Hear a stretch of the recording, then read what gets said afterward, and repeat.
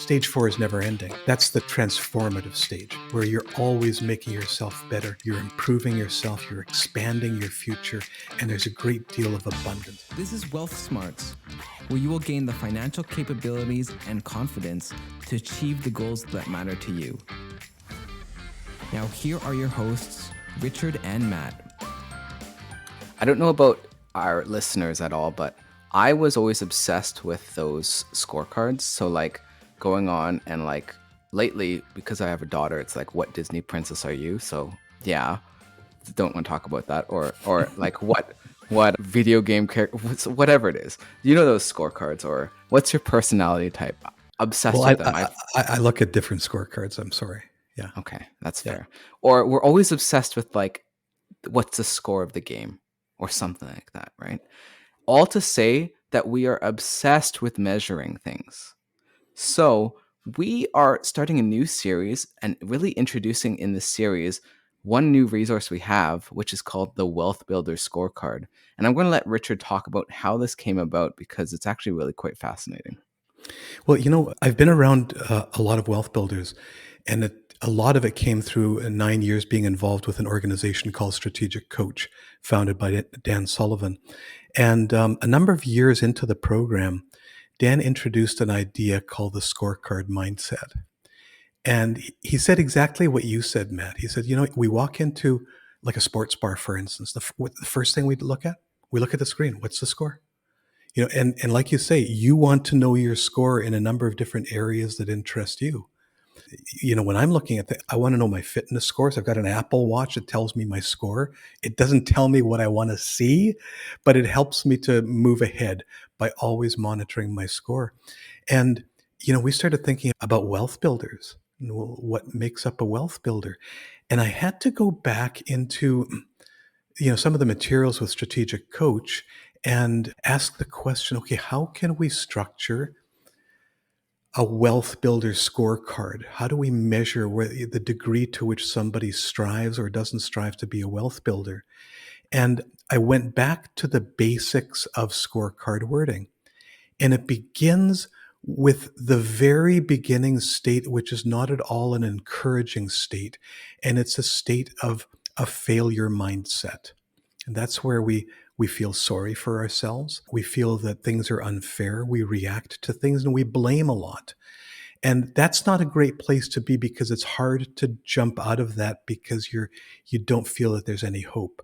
Yeah, But if just you to add to that, like what I think, what comes to mind when it comes to this first stage of a scorecard, the failure stage of the scorecard is it's all about an outside locus of control. You 100%. have no internal locus of control, and like you're subject to whatever the world throws at you. There's no way of overcoming that in your mind. You're right. And then somehow, maybe it's by exposure to an interesting book or a conversation with somebody, or just something happens in your life to give you a little glimmer of hope. And then all of a sudden, you're not in the failure stage, but you're in a not so great stage, but there's hope. It's called the frustration stage, where you want to move forward, but you don't quite know how to help yourself.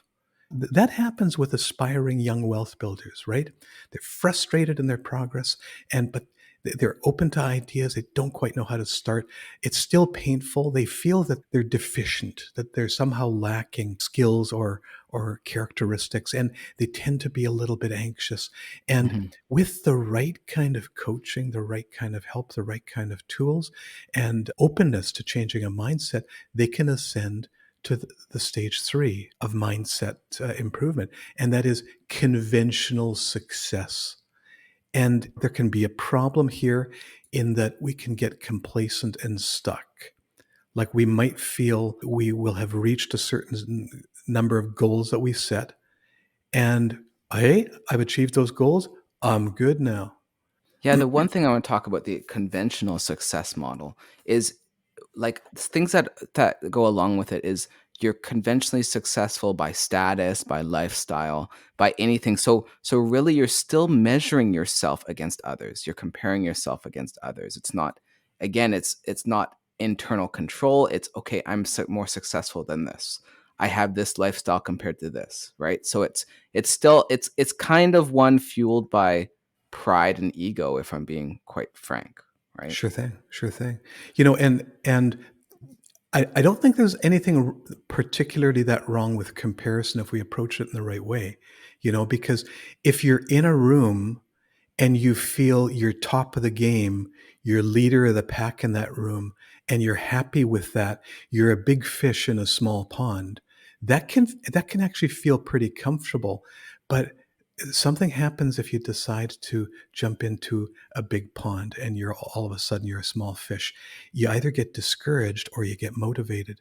So that if you take a look at that room and say, I'm the smartest person in this room, and then you realize that there's no growth in that, right? I, Yeah. I want to go into a room where there's smarter people, or there's more capable people, or there's people who have accomplished more, or there's people who have mindsets that are things that I aspire to. And that's when you move into stage 4, which I think, Matt, and I think you'll agree, stage 4 is never ending. That's the transformative stage, where you're always making yourself better. You're improving yourself, you're expanding your future, and there's a great deal of abundance here. Wouldn't you agree? I would agree. And this one is really centered around like, this is the epitome of taking internal control of your life, right? Yeah, Like, you're always comparing against your past progress, right? You're trying to always improve yourself. You're trying to be better. You're just trying to grow. And that is, we like, and another strategic coach concept is the abundance mindset versus the scarcity mindset. And I think this is the epitome of the abundance mindset. I know a number of wealth builders who have been very successful in their lives, and they might be in their 70s or 80s or so. And in their minds, despite the fact that, there's a limit to our lives, for these people, their future is always bigger than their past. And that's a beautiful mindset to have. And that just doesn't, it doesn't just apply to the money side of wealth and the property and the things and possessions. A good friend of mine in the past once said that wealth is the true definition of wealth is an abundance of that which you value. So that can be relationships. That can be, like being an asset to the community. It can be changing people's lives. But it can also be financial capital that you can leverage to do good things, do great things in your life. Hmm. Well said. And I think you always love talking about, there's another strategic coach concept about the 4 freedoms. And I think, while before we talk about that and go into that, I really do agree that being a wealth builder, while it is an identity, it is also completely a mindset. You really do need to develop that mindset. So, just if in case you don't feel like you're maybe in the top echelons of wealth building, if you have that mindset, I still think that's something to celebrate, and I think that's progress in itself. 100%. Yeah. So, Richard, did you want to talk about the 4 freedoms, because that also kind of describes the wealth builder? Yeah. It's first of all, it's freedom of time, right? The freedom to know that you're not bound to things that you might not want to do.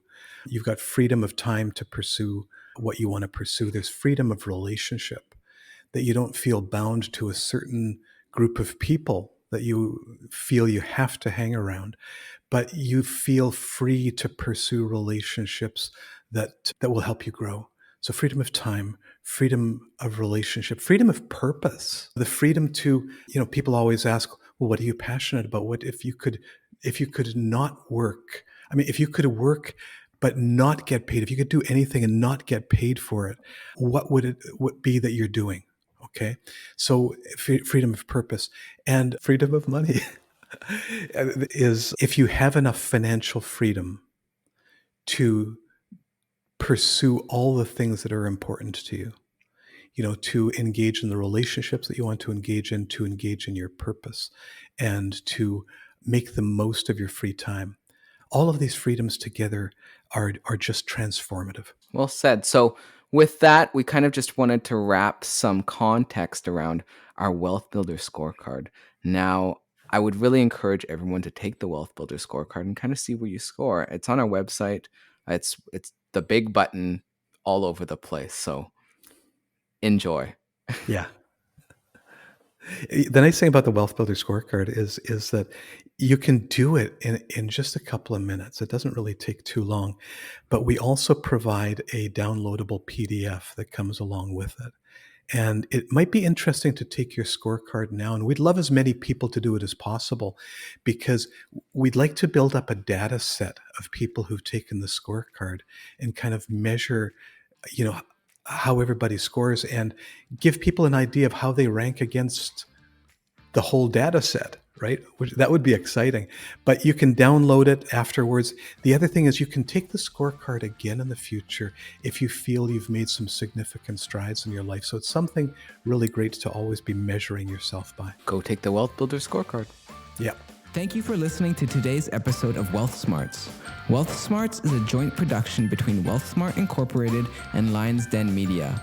Be sure to check out the show notes and our website for more information and resources. If you enjoyed this episode or found it valuable, consider joining the WealthSmarts community by subscribing and leaving us a review. Your support helps us make more valuable content and reach more listeners like you. See you in 2 weeks.